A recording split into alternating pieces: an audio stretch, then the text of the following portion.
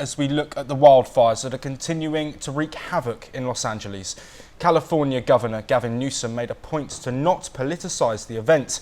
The leader emphasised that he is not interested in politicising a natural disaster and called for President-elect Donald Trump to visit the state to fully comprehend the severity of the wildfires. President-elect Trump has been criticising the governor's handling of the situation. The fires, compounded by strong winds, have led to hazardous air quality and widespread destruction across the state. In response, US officials declared a public health emergency. The wildfires in California have devastated numerous buildings, including schools, churches, a synagogue, libraries, boutiques, bars, restaurants, banks, and local landmarks.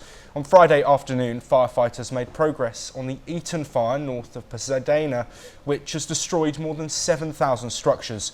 Officials announced that most evacuation orders for the area were lifted, offering some relief to the affected communities.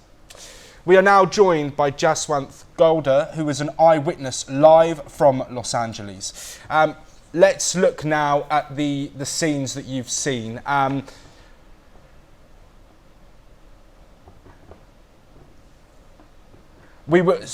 apologies. We are joined by Suresh Goel again, a former diplomat. Ambassador Goel, we're looking at a response here from Trump to the fire and the wildfires that have been wreaking havoc across Los Angeles. He is clearly pointing the finger at the authorities in the county. There have been questions raised about whether the fire hydrants were working properly, whether there was enough water. But the governor has tried to distance himself from a political debate on this issue and really has brought it back to the devastation that's been caused. Do you think Trump will take this forward in the fallout? Obviously, the incident is still ongoing. But do you think he could turn this into a political statement with him looking at the area and looking at what he can do next? Well, having seen the statements or having heard the statements coming from Trump on all kinds of issues, I'm more than certain that he's going to turn this into a political issue and political slugfest. So I'm sure that whatever he does or whatever he says would have political implications, and there will be a political phase to it. But just for a moment, turning to the disaster part of it, really, it is an immense disaster. It's a huge disaster, really. And again, I have lived in the USA and I'm living now in India. If I were to compare the situation, if it were to happen in India, I know that there would be a huge hue and cry. Opposition parties would have taken the government to task by now. There would be demos, there would be criticisms all across in the parliament and everywhere. And therefore, I think Governor Newsom to order an inquiry, or at least want to have an inquiry into what happened there. And we have been discussing that at our own home here. Saying that the water shortages is totally unexcusable, really. Such a huge loss of property and life of 10 people is unexcusable at all, unpardonable. And therefore, an inquiry is fully justified, and I will not be surprised if Trump does make political capital out of it. Ambassador Goel, in terms of the aftermath of this ongoing disaster, the financial impact we know is going to be extensive. We know there's over $100 billion, potentially over $150 billion worth of damage in a situation that's ongoing. How will the government be able to deal with that? How will Trump be able to deal with the situation and, no pun intended, but put out the fires himself in terms of the financial implications that there will be and the potential government support that will be needed? I don't know, but isn't there a good insurance industry in the USA which can take care of the losses? Don't the people who have such expensive homes, don't they pay rather huge premium also on their fire insurance and other insurances? So I think, Ambassador Goel, I think the issue is the housing in Los Angeles. Of course, some of it is celebrity housing, but there are also areas in which there are people which may not have any insurance there. We spoke to somebody yesterday who said that there is a real issue, and dealing with that level of devastation, we're talking about tens of thousands of buildings. There are going to be several in that who aren't supported, and will the government, do you think, take that burden on, and what will be the financial outlay? I understand what you're saying. People have pointed this out to me earlier, but the fact is, I don't really know. I really don't know. It's a huge financial outlay, hundreds of billions of dollars. Should the government actually undertake that kind of an expense? There are questions of morality, there are questions of governance.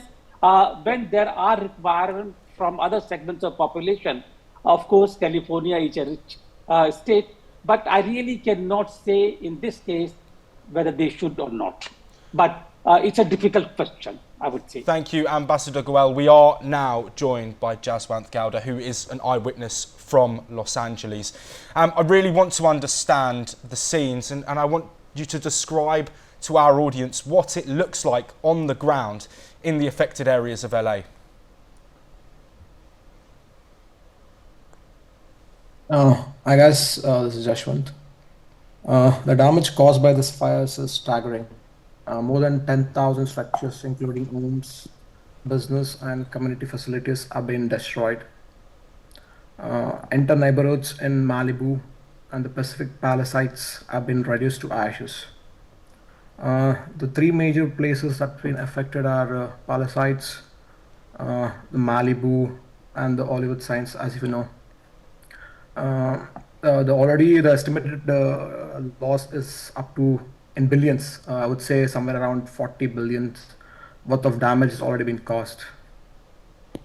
Beyond the physical destruction, the environmental toll has been devastating too.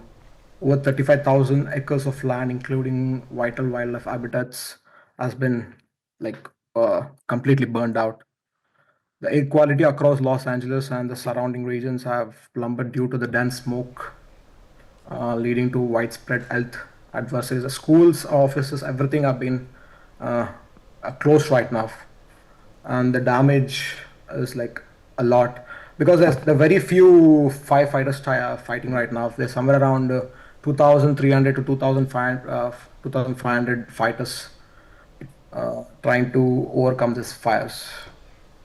Yes, and looking at the devastation that's been caused and the people that have been impacted, how are people feeling as these wildfires are continuing to burn in the county for yet another day?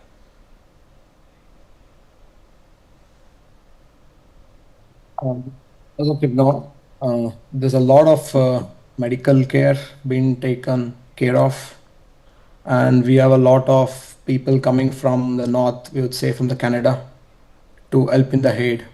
So the people here have been properly treated because the most of the people who are having these losses are from high-end places. Let's just say Malibu and Santa Ana. So they lost some place. It's not like they don't have relatives, so they go back to the relatives' places also. The people who have a lot of damage has still been taken care by the government, so they should be fine. The main concern here is to take out the fire because it's spreading wildly and it's really close to Los Angeles downtown. So the main concern here is to put out the fire.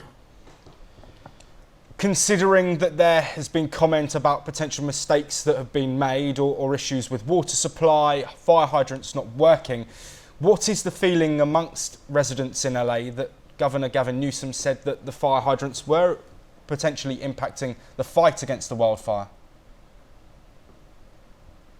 Yeah, the actual problem actually started from past 4 months, I would say, because the LA mayor, she had to sanction somewhere around $17.5 million to the firefighting resources. The amount was actually stopped and it was not actually sanctioned. So they had limited resources. And to be frank, the firefighters were not actually ready for the huge destruction. They didn't expect. It was all of a sudden. They're still doing good and they're still taking major steps to be done. I think in coming tomorrow, the day after tomorrow, it'll be done. It'll be completely off. We just have to take care of what's coming next after the destruction, rebuilding. So yeah. Thank you, Jaswanti, for joining us. We will, of course, continue to bring you all of the updates on the Los Angeles fire and the aftermath.